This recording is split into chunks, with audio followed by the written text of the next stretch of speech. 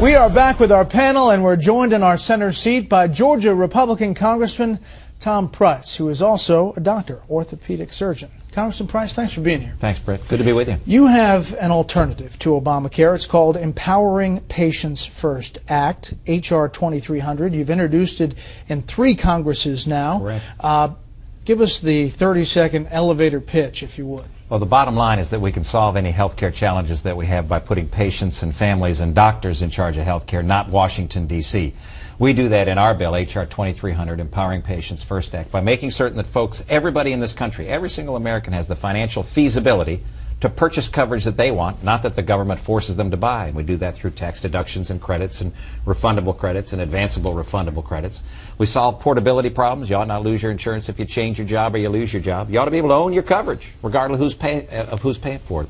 We solve pre-existing illness by making it so that individuals in that individual and small group market can pool together, get the purchasing power of millions, so nobody's health status makes any difference to the cost of their health coverage.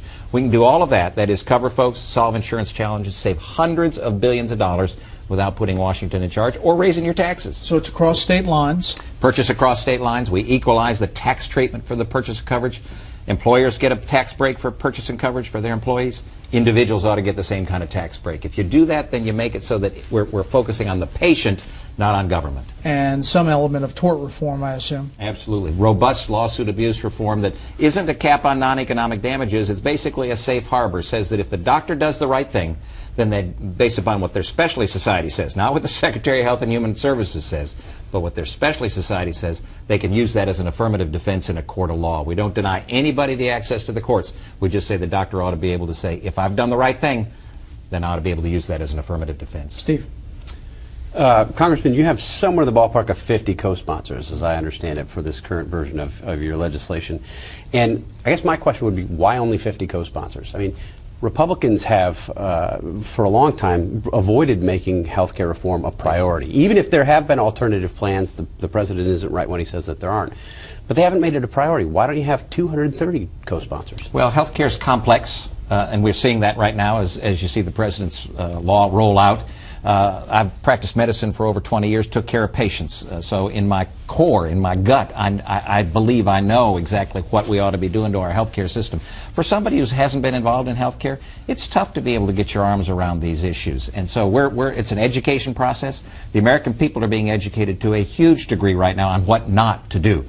We believe we got an answer for what to do, that is, put patients and families and doctors in charge. But for people who see the problems with Obamacare, I guess I would be surprised that there isn't more Republican enthusiasm about signing up to an alternative. Well, there are a lot of alternatives out there. I mean, the Republicans may have too many options as opposed to too few. Is that the issue? Is that there's too many fish in the pond, and you need to focus on one of them? I think we haven't been able to coalesce around a single program, a single health care program. Now, to the leadership's credit, I think they've recognized that, and they're now saying, after the first of the year, we will bring forth a bill that will be able to unite Republicans around specific health care issues. And I'm looking forward to that.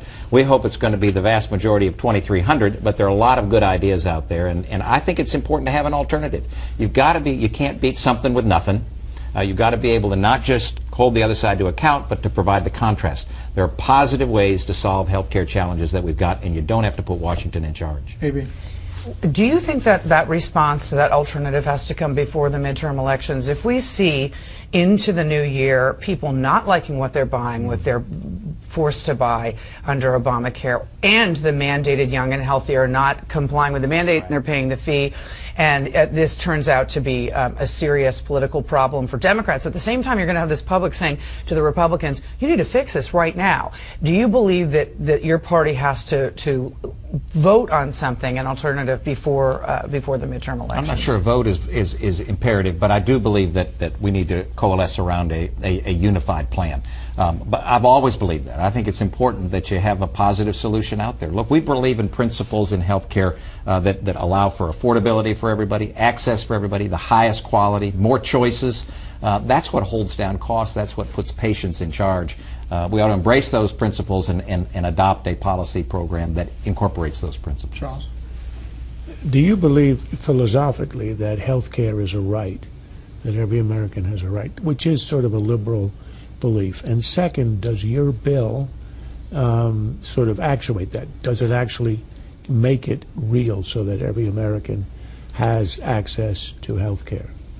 Yeah, there aren't any mandates in here, but what we do is make it financially feasible and attractive.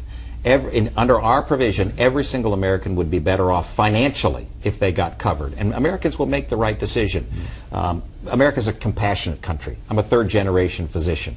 America has always cared for individuals to the best capability that they're able to do so. We will care for individuals if given the opportunity. So you don't need to put Washington in charge. You can allow patients to be in charge, and that's what our bill does. But you believe, as a matter of philosophy, the federal government has a obligation to make sure every American has health care. I think we have an obligation to make certain that every American has health care, right, and that we provide every single American the opportunity to gain health coverage that they select, not that they're forced to buy. And your bill will do that? Absolutely. Go ahead, Amy. No, I'm interested in that, in the mandate. The Democrats are finding this is not a successful program as of yet with a mandate.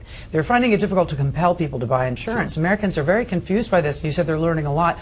Under your pool system, where you would make it attractive and financially possible for them to purchase insurance, how do you know that you could get a balanced pool that would still be workable for the insurance industry, and you wouldn't just have sick people coming in and trying to get the tax credits and buying the insurance? Because you have the power of numbers. Remember that those folks in the individual and small group market, it's about 18 million people.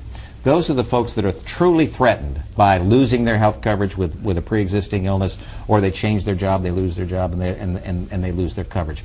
If you allow those folks, it's a new system, it's a creative system, it's a system that respects patients. If you allow those folks to pool together, then it doesn't take a significant critical mass to make it so they look like everybody else in the self-insured market, so that the one person's adverse health status doesn't drive up the cost. I want to go to Twitter. Dave Williams tweeted in just moments ago, how will the 5 million thrown off their plans get reinsured by January 1st? Isn't this a crisis? And I guess I want to broaden that question in that, how do you unwind Obamacare to wind in, if your plan becomes the plan, a Republican alternative? Hugely challenging question, because we've never been here before. We've never been in a situation where the federal government has put in place policy that is forcing people out of their current health coverage. So the honest answer is, I don't know. But I do know that what we need is an alternative that doesn't have Washington in charge, and that's what we embrace. A plan that puts, again, patients and families and doctors in charge and provides individuals